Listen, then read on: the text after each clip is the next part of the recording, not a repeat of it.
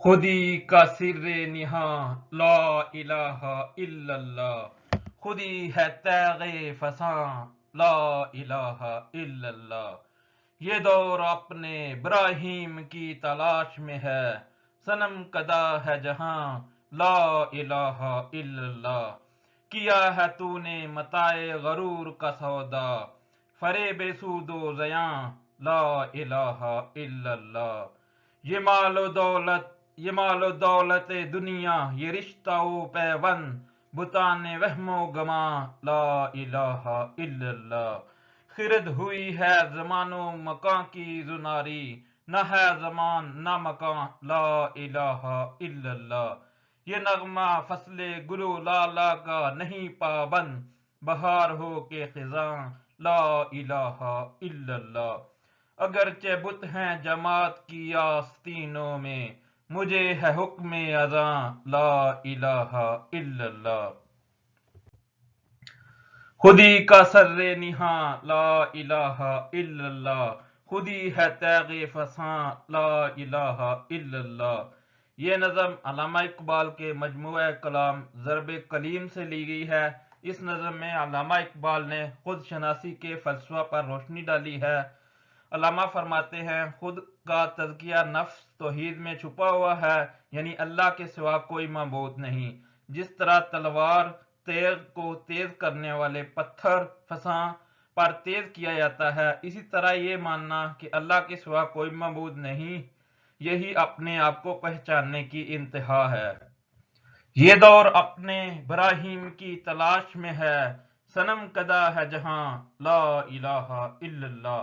جس طرح ابراہیم علیہ السلام کے زمانے میں نمرود نے خدائی کا دعویٰ کیا تھا اور لوگوں کو بتوں کی اور اپنی پوجا پر لگایا تھا، اسی طرح یہ لوگ اس دور میں دنیاوی خواہشوں میں مگن ہیں۔ اس دور میں بھی حضرت ابراہیم علیہ السلام کی طرح کے لوگوں کی ضرورت ہے جو دنیاوی خواہشوں کو ختم کریں اور ایک اللہ کی عبادت کریں۔ کیا ہے تو نے متاع غرور کا سودا، فریب سود و زیاں لا الہ الا اللہ۔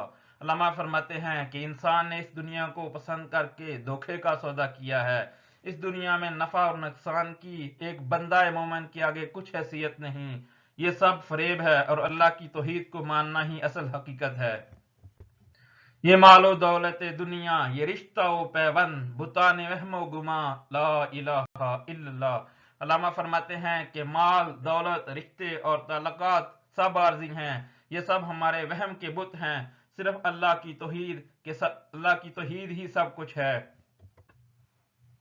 خرد ہوئی ہے زمان و مکان کی زناری، نہ ہے زمان نہ مکان لا الہ الا اللہ۔ انسان کی عقل زمان و مکان کی پرستش میں لگی ہوئی ہے، لیکن زمان اور مکان کچھ نہیں، صرف اللہ کی توحید ہی سب کچھ ہے۔ یہ نغمہ فصل گل و لالا کا نہیں پابند، بہار ہو کہ خزاں لا الہ الا اللہ۔ اس شعر میں شاعر کہتا ہے کہ لا الہ الا اللہ ایک ایسا نغمہ ہے جو کسی وقت اور جگہ کا قید نہیں، بہار ہو کہ خزاں، ہر موسم میں یہ توحید کا نغمہ بلند ہوتا رہتا ہے، یعنی یہ ابدی ہے۔ اگرچہ بت ہیں جماعت کی آستینوں میں، مجھے ہے حکم اذاں لا الہ الا اللہ۔ مومن لوگوں کی جماعتوں میں غیر اللہ یعنی بت پوشیدہ ہیں، لیکن مجھے ایک مومن ہونے کے ناطے یہ پیغام سنانے کا حکم ہے کہ اللہ کے سوا کوئی معبود نہیں۔